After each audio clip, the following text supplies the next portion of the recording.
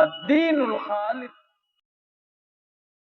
إن الحمد لله نحمده ونستعينه ونستغفره ونعوذ بالله تعالى من شرور أنفسنا وسيئات أعمالنا.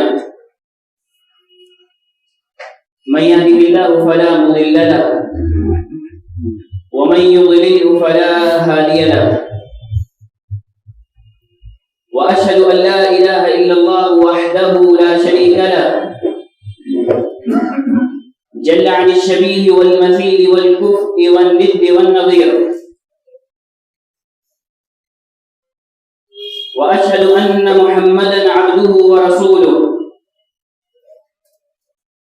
وصفيه وخليله وخيرته من خلقه وأمينه على وحيه،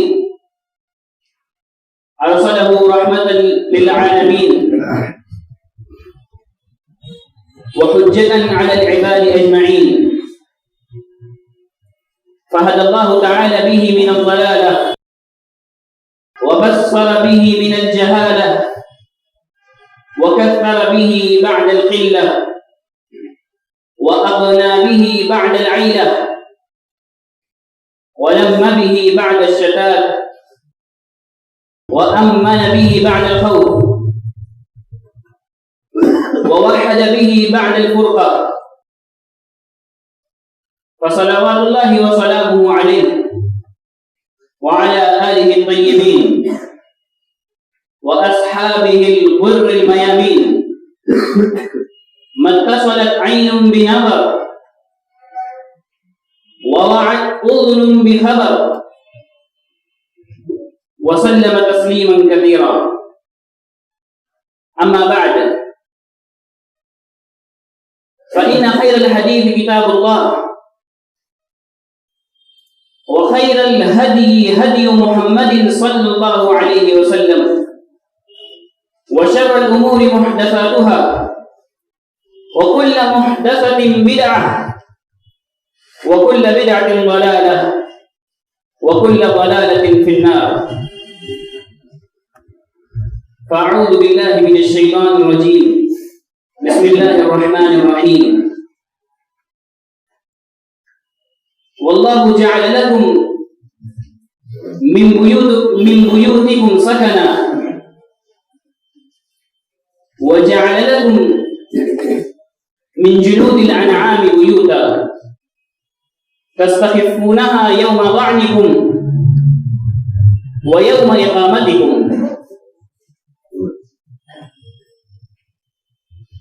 وقال النبي عليه الصلاة والسلام: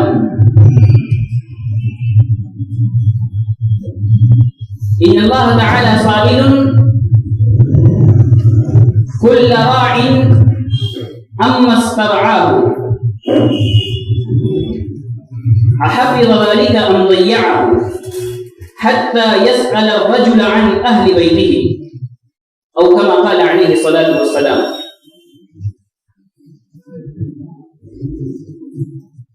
तमाम किस्म की तारीफात, तौसीफात, बड़ाई और किबरियाई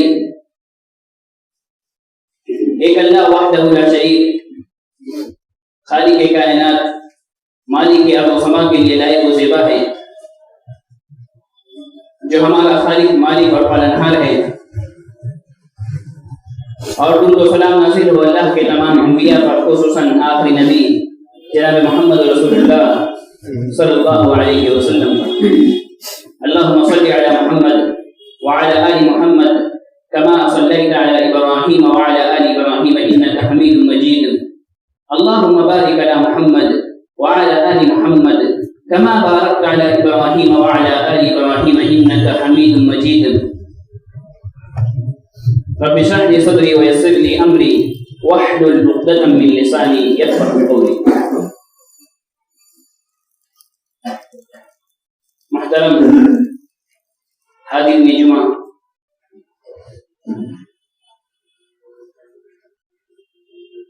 अल्लाह रब्बुल आलमीन ने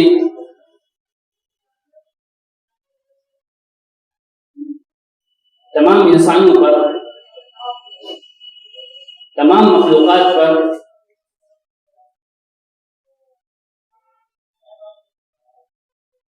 مختلف قسم کے احسان کیے ہیں، اور خصوصاً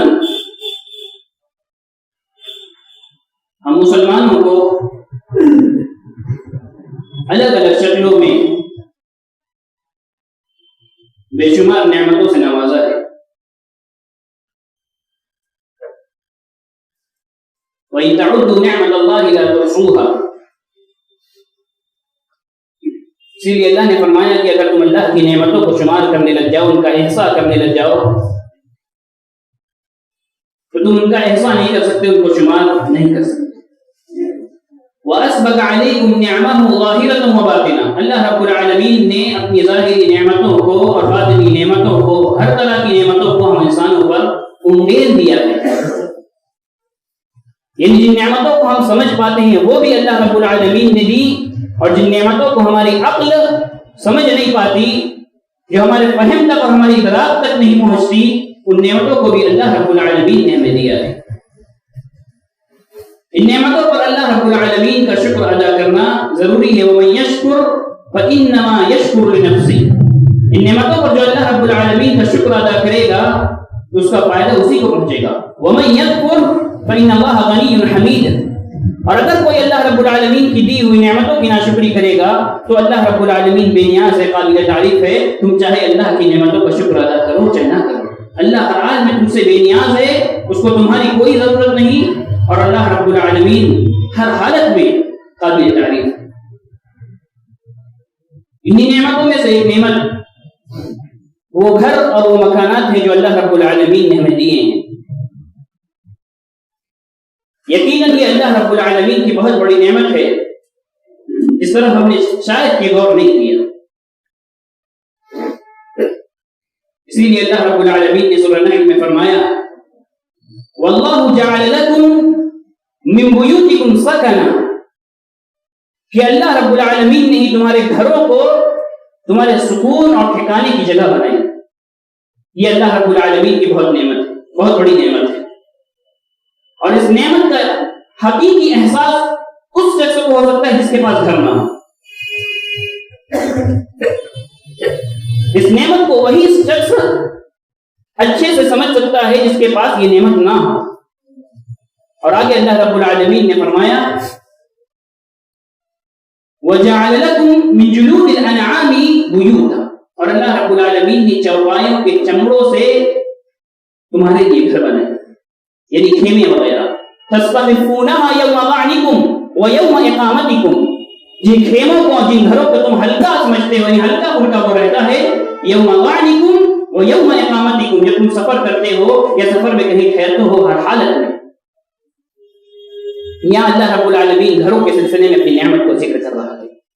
یقیناً یہ ایسی نعمت ہے جو اگر انسان کے پاس نہ ہو تو اس سے پوچھئے وہ کس عالم میں ہوتا ہے۔ اور اسی لیے اللہ کے رسول صلی اللہ علیہ وسلم جب مدینہ آئے اور مدینہ کی یہودیوں سے اللہ کے رسول صلی اللہ علیہ وسلم نے معاہدہ کیا، 3 قبائل تھے، بنو قریظہ، بنو نضیر اور بنو قینقاع۔ ان تمام نے اللہ کے رسول صلی اللہ علیہ وسلم کے معاہدے کو توڑا، اور ان میں سے جو بنو نضیر تھے ان کے بارے میں اللہ رب العالمین نے سورہ حشر میں فرمایا وَالَّذِي أَخْرَجَ الَّذِينَ كَفَرُوا مِنْ أَهْلِ الْكِتَابِ مِنْ دِيَارِهِمْ لِأَوَّلِ الْحَشْرِ، کہ اللہ رب العالمین نے اہل کتاب میں سے جو کافر ہیں ان کو ان کے گھروں سے نکالا لِأَوَّلِ الْحَشْرِ، پہلے حشر کے موقع پر۔ یہ اللہ رب العالمین کی بہت بڑی نعمت ہے جس سے اللہ رب العالمین نے بنو نذیر کو محروم کر دیا۔ اس وجہ سے محروم کیا کہ انہوں نے اللہ کے رسول صلی اللہ علیہ وسلم کے ساتھ کیے ہوئے معاہدے کو توڑا، تو اللہ رب العالمین نے اپنی بہت بڑی نعمت ان سے چھین لی۔ اور اللہ رب العالمین نے اس آیت میں اول الحشر اس لیے کہا کیونکہ پہلی مرتبہ ان کو مدینے سے نکال کر اللہ کے رسول صلی اللہ علیہ وسلم نے خیبر کی طرف ڈھکیل دیا، اور اس کے بعد جب حضرت عمر رضی اللہ عنہ کا زمانہ آیا تو ان کو دوسری مرتبہ خیبر سے شام کی طرف ڈھکیل دیا۔ اسی لیے اللہ رب العالمین نے اس آیت میں اول الحشر کہا۔ معلوم ہوا کہ یہ نعمت اللہ رب العالمین کی بہت بڑی نعمت ہے، گھر۔ لہذا اس نعمت پر اللہ رب العالمین کا شکر ادا کرنا بہت ضروری ہے. لیکن شاید کہ ہم نے اس نعمت پر اللہ رب العالمین کا شکر ادا نہیں کیا، اور اس کی سب سے بڑی مثال یہ ہو سکتی ہے کہ آج ہم اس بات سے غافل ہیں کہ اپنے گھروں کی اصلاح نہیں کرتے. گھر جیسی نعمت جو اللہ رب العالمین نے ہمیں دی ہے، اس پر اللہ رب العالمین کا شکر ادا کرنے کا سب سے بڑا مظہر یہ ہے کہ ہم اپنے گھروں کی اصلاح کریں. ہمارے گھروں میں جو دینی خرابی ہو اس کی اصلاح کریں، ہمارے گھروں میں جو اخلاقی خرابیاں ہوں ان کی اصلاح کریں، جو سماجی خرابیاں ہوں ان کی اصلاح کریں. لیکن شاید کہ ہم نے یہ جانب توجہ نہیں دی. تو آئیے دیکھتے ہیں کہ گھروں کی اصلاح کرنے کے کیا طریقے ہو سکتے ہیں. اسلام نے اس بارے میں ہمیں کیا رہنمائی کہ اسلام یہ ایک جامع دین ہے جس نے ہر گوشے میں ہمیں ہماری رہنمائی کی. لہذا گھروں کی اصلاح کے بارے میں اللہ رب العالمین نے اور نبی صلی اللہ علیہ وسلم نے مختلف انداز سے ہمیں ابھارا ہے. گھروں کی اصلاح کے لیے سب سے پہلی ضرورت یہ ہے کہ ہر انسان انفرادی طور پر اپنے نفس کی اصلاح کرے. سب سے پہلے اس لیے کہ ایک گھر جو بنتا ہے وہ مختلف افراد کا مجموعہ ہوا کرتا ہے. اگر ہمیں گھروں کی اصلاح کرنا ہے تو ہر شخص کو چاہیے کہ وہ اپنے نفس کی فکر کرے، وہ اپنے آپ کو دیکھے کہ اس نے اپنے نفس کی اصلاح کی کہ نہیں کی، خواہ وہ دینی ناحیے سے ہو یا دنیاوی ناحیے سے ہو. ہر اعتبار سے انسان اپنے نفس کی اصلاح کرے. اور اسی لیے اللہ رب العالمین نے فرمایا کہ وَنَفْسٍ وَمَا سَوَّاهَا، قسم ہے نفس کی اور اس کو درست کرنے کی یا اس کے درست کرنے والے کی. فَأَلْهَمَهَا فُجُورَهَا وَتَقْوَاهَا، اللہ رب العالمین نے نفس کو فجور یعنی جو اس کی بدی تھی، اس کی خرابی تھی، اس کا بھی الہام کیا، وہ بھی بتا دیا. وَتَقْوَاهَا، اور اس کا خیر اور تقوی کی جو باتیں تھی وہ بھی الہام کر دیا، وہ بھی نفس کو بتلا دیا. قد افلح من زکاها، جب اللہ رب العالمین نے نفس کو خیر اور شر، اچھائی اور برائی سب بتلا دیا تو اس کے بعد اللہ کہتا ہے کہ جس نے اپنی نفس کا تزکیہ کر لیا، اپنی نفس کو پاک کر لیا اخلاقی رذالتوں سے اور شرک و بدعات کی رذالتوں سے، قد افلح، وہ شخص کامیاب ہو گیا. وقد خاب من دساها، اور جس نے اپنے نفس کی طرف توجہ نہیں دی، اپنے نفس کی اصلاح نہیں کی، وہ شخص ناکام اور نامراد ہو جائے. لہذا نفس کی اصلاح کرنا بہت ضروری ہے سب سے پہلے اگر گھروں کی اصلاح کرنا ہے. اور اسی لیے اللہ رب العالمین نے فرمایا سورہ حشر میں یا ایھا الذین آمنوا اتقوا اللہ ولتنظر نفس ما قدمت لغد، کہ وہ لوگ جو ایمان لائے اللہ سے ڈرو اور ہر نفس اپنے بارے میں دیکھے کہ اس نے قیامت کے دن کے لیے کیا تیار کر کے رکھا ہے. یعنی ہر نفس اپنے نفس کا محاسبہ، ہر انسان اپنے نفس کا محاسبہ کرے. اگر اس میں کوئی خرابی ہے تو اس کی اصلاح کرے، خواہ وہ خرابی کسی بھی ناحیے سے ہو، دینی اعتبار سے ہو یا دنیاوی اعتبار سے ہو، ہر اعتبار سے جو بھی خرابی اس کی اصلاح کرے. اور اسی لیے حجاج بن یوسف الثقفی جو کہ بنو امیہ کے امراء میں سے ایک مشہور اور ظالم امیر تھا، لوگ اس کے بارے میں بہت بیان کرتے تھے، لوگ اس کے بارے میں چمگوئیاں کیا کرتے تھے اس زمانے میں کہ یہ ایسا ہے تو یہ ویسا ہے، اس نے ان کو قتل کیا، ان کو قتل کیا، ان کو قتل کروائے، ان کو قتل کروائے. تو اس زمانے کے ایک عالم نے کہا ان لوگوں سے تم حجاج بن یوسف کے بارے میں کیا باتیں کرتے ہو؟ حجاج بن یوسف کے بارے میں باتیں کر کے تمہیں کیا ملے گا؟ اس لیے کہ قیامت کے دن جب تم جاؤ گے تو اللہ رب العالمین تم سے حجاج بن یوسف کے کبیرہ گناہوں کے بارے میں نہیں پوچھے گا، تم سے تمہارے صغیرہ گناہوں کے بارے میں پوچھے گا. تو تم اپنے گناہوں کی پرواہ کر لو، حجاج کو چھوڑ دو. ضروری ہے کہ ہر انسان اپنے گھروں کی اصلاح اگر کرنا چاہتا ہے تو سب سے پہلے اپنے نفس کی اصلاح کر لے. یوم لا ينفع مال ولا بنون الا من اتى الله بقلب سلیم، کہ قیامت کے دن جس دن نہ مال کام آئیں گے نہ اولاد کام آئیں گے، الا من اتى الله بقلب سلیم، وہی شخص اس دن فائدے میں ہوگا اور کامیاب ہوگا جو اللہ رب العالمین کے پاس قلب سلیم لے کر جائے، یعنی پاک دل لے کر جائے. مفسرین کہتے ہیں یعنی اخلاقی رذالتوں سے پاک دل لے کر جائے اور شرک و بدعات سے پاک دل لے کر جائے. اس کے بعد گھروں کی اصلاح کے لیے دوسرا طریقہ یہ ہے کہ انسان اپنے گھر والوں کو دین کی تعلیم دے، جو دین کی بنیادی تعلیمات ہیں ان کو سکھلائے، اور اسی کے ساتھ ساتھ دنیاوی چیزوں میں جن چیزوں کی تعلیم ضروری ہے ان کی تعلیم اپنے گھر والوں کو دے، اور ان کو اخلاقی تعلیم دے۔ اور اس لیے اللہ رب العالمین نے سورۃ تحریم میں فرمایا یا ایھا الذین آمنوا قوا انفسکم واہلیکم نارا وقودها الناس والحجارہ۔ اللہ رب العالمین نے مومنوں کو خطاب کیا، فرمایا قوا انفسکم، اپنے آپ کو اور اپنے گھر والوں کو جہنم کی آگ سے بچا لو جس کا ایندھن پتھر ہے۔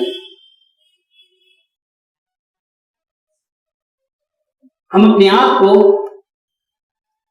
اور اپنے گھر والوں کو جہنم کی آگ سے کیسے بچائیں گے، اس کی تفسیر کرتے ہوئے حضرت علی رضی اللہ عنہ کہتے ہیں ای علموا انفسکم واہلیکم الخیر، اپنے آپ کو اور اپنے گھر والوں کو خیر کی تعلیم دو، یعنی دین کی تعلیم دو۔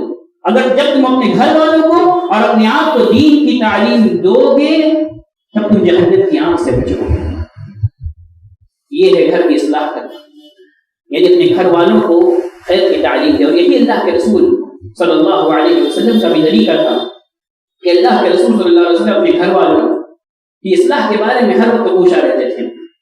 اللہ کے رسول صلی اللہ علیہ وسلم نے اسی لیے فرمایا کہ رحم اللہ رجلا قام من الليل فصلى وايقظ امراته فان ابت نضح في وجهها الماء۔ اللہ کے رسول صلی اللہ علیہ وسلم فرماتے ہیں کہ اللہ رب العالمین اس بندے پر رحم کرے جو رات کو بیدار ہوا، نمازیں پڑھی اور اپنی بیوی کو بھی جگایا، اگر وہ انکار کرتی ہے تو اس کے منہ پر پانی چھڑک دیتا ہے، اس کے جسم پر پانی چھڑک دیتا ہے تاکہ وہ اٹھ جائے۔ اللہ کے رسول صلی اللہ علیہ وسلم نے فرمایا کہ ایسے انسان پر اللہ رب العالمین رحم کرے۔ اور اسی طرح اللہ کے رسول صلی اللہ علیہ وسلم نے آگے فرمایا رحم اللہ امرأة قامت من الليل فصلت وأيقظ زوجها، اللہ رب العالمین اس عورت پر بھی رحم کرے جو رات میں بیدار ہوئی، اپنے شوہر کو جگایا، نمازیں پڑھی، اگر شوہر نے انکار کیا تو اس کے اوپر پانی ڈال کر اسے بیدار کیا۔ اللہ کے رسول صلی اللہ علیہ وسلم کہتے ہیں کہ ایسی عورت پر بھی اللہ رب العالمین رحم فرمائے گا۔ یہ تعلیم نہیں تو کیا ہے، یہ اپنے گھر والوں کو تعلیم دینے کی طرف اللہ کے رسول صلی اللہ علیہ وسلم ہمیں ترغیب دے رہے ہیں۔ اور اللہ کے رسول صلی اللہ علیہ وسلم کا یہی طریقہ تھا۔ حضرت عائشہ رضی اللہ عنہا کہتی ہیں کہ اللہ کے رسول صلی اللہ علیہ وسلم رات کو بیدار ہوتے، نمازیں پڑھتے، جب اللہ کے رسول صلی اللہ علیہ وسلم کو وتر کی نماز پڑھنا ہوتا تو ان سے کہتے قومی یا عائشہ فاوتری، عائشہ اٹھو اور وتر کی نماز پڑھو۔ یہ اللہ کے رسول صلی اللہ علیہ وسلم کے تعلیم دینے کا طریقہ تھا۔ اور خاص طور سے گھر کے لوگوں میں عورتوں کی اصلاح بہت زیادہ ضروری ہے، اس لیے کہ یہ واقع ہے اور یہ حقیقت ہے کہ عموماً جو گھروں میں اختلافات ہوا کرتے ہیں وہ عورتوں کی وجہ سے ہوتے ہیں۔ اور یہ میں نہیں کہتا، یہ خود ہماری شریعت بتلاتی ہے۔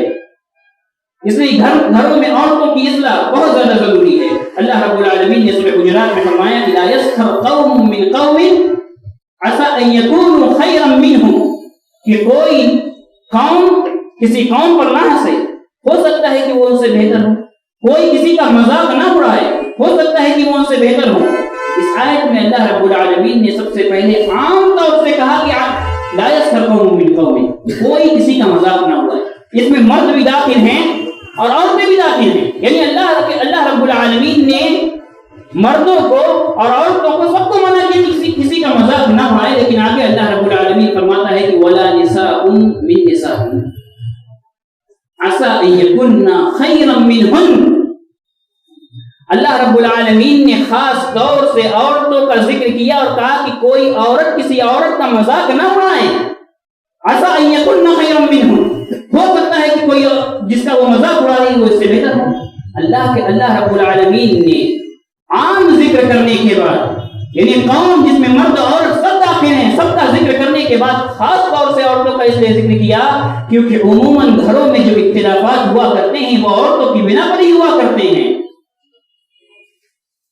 اور یہی وجہ ہے کہ اللہ کے رسول صلی اللہ علیہ وسلم نے ایک حدیث میں فرمایا کہ اريد النار،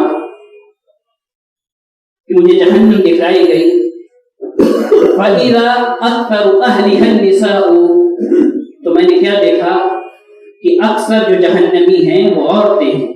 کیوں؟ یکفرن، اللہ کے رسول صلی اللہ علیہ وسلم نے کہا کہ وہ کفر کرتی ہیں. قیل ایکفرن باللہ، صحابہ کرام نے اللہ کے رسول صلی اللہ علیہ وسلم سے پوچھا کہ کیا وہ اللہ کے ساتھ کفر کرتی ہیں؟ اللہ کے رسول صلی اللہ علیہ وسلم نے کہا کہ نہیں، اللہ کے ساتھ کفر نہیں کرتی. یکفرن العشیرہ و یکفرن الاحسان، وہ شوہروں کی نافرمانی کرتی ہیں اور احسان کو ٹھکراتی ہیں. اللہ کے رسول صلی اللہ علیہ وسلم نے اس حدیث میں عورتوں کی ایک عام فطرت اور ایک عام جبلت بیان کی کہ عموماً عورتیں ایسی ہوا کرتی ہیں کہ وہ شوہروں کی نافرمانی کرتی ہیں اور احسان کا انکار کرتی ہیں. آگے اللہ کے رسول صلی اللہ علیہ وسلم فرماتے ہیں کہ لو احسنت الی احداہن دہرا ثم رأت منک شیئا لقالت ما رأیت منک خیرا قط. اللہ کے رسول صلی اللہ علیہ وسلم نے فرمایا کہ عورتوں کی فطرت ایسی ہوا کرتی ہے کہ اگر تم زندگی بھر بھی ان کے ساتھ احسان کرتے رہو گے اور کبھی تم سے کوئی غلطی ہو جائے تو وہ کہیں گی ما رأیت منک خیرا قط، کبھی کوئی بھلائی تم سے نہیں دیکھی، کوئی خیر تم سے نہیں دیکھا. یہ اللہ کے رسول صلی اللہ علیہ وسلم عورتوں کی ایک عام فطرت بیان کر رہے ہیں کہ عورتیں عموماً ایسے ہی ہوا کرتی ہیں. لہٰذا عورتوں کی اصلاح کرنا گھروں کی اصلاح کرنے کے لیے سب سے ضروری ہے. اور اللہ کے رسول صلی اللہ علیہ وسلم نے خاص طور سے جانب توجہ بھی دی. اللہ کے رسول صلی اللہ علیہ وسلم عورتوں کے لیے الگ سے انتظام کرتے تھے کہ ان کو نصیحت کریں. اور ایک مرتبہ اللہ کے رسول صلی اللہ علیہ وسلم نے اللہ کے رسول صلی اللہ علیہ وسلم سے صحابیات نے کہا کہ غلبنا علیک الرجال، اے اللہ کے رسول یہ مرد حضرات تو ہمارے اوپر غالب آ گئے ہیں.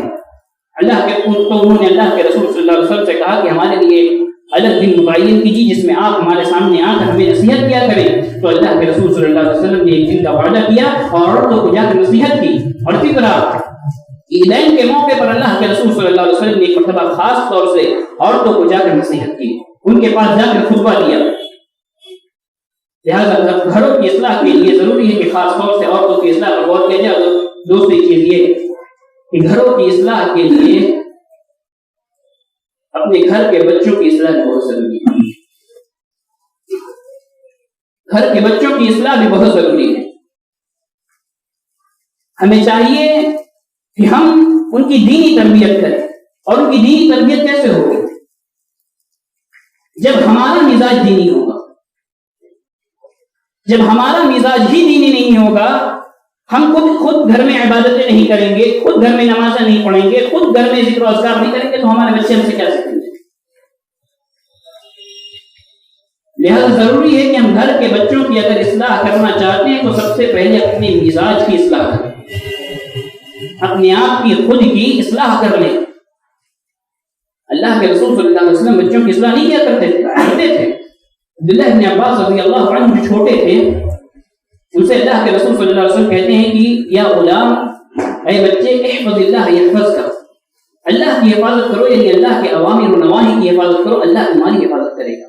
احفظ اللہ تجدہ تجاہک، اللہ کی حفاظت کرو، اللہ کے تم اپنے پاس پاؤ گے. یہ اللہ کے رسول صلی اللہ علیہ وسلم عبداللہ ابن عباس رضی اللہ عنہ کو جو سکھا صحابہ کرام میں سے، ان کی نصیحت کر رہے ہیں، ان کو تعلیم دے رہے ہیں، ان کی اصلاح کر رہے ہیں. لہٰذا ہمارے لیے بھی ضروری ہے کہ ہم اپنے گھروں کے بچوں کی اصلاح کریں. اور عموماً جو آج ہمارے گھروں کا جو مزاج بنا ہوا ہے کہ بچے عموماً جو موبائل لیے رہتے ہیں، یہ ان کے اخلاق کی خرابی کی بہت بڑا سبب ہے. ہمیں چاہیے کہ ہم ان کو قرآن سننے اور قرآن پڑھنے کا عادی بنائیں. اور اگر موبائل میں کچھ دیکھنا ہے تو اس میں قرآن سنائیں. اگر موبائل میں کچھ دیکھنا ہے تو انبیاء کرام کے اور اقوام کے جو صحیح واقعات ہیں، جو کتاب و سنت سے ثابت، وہ ان کو سنائیں.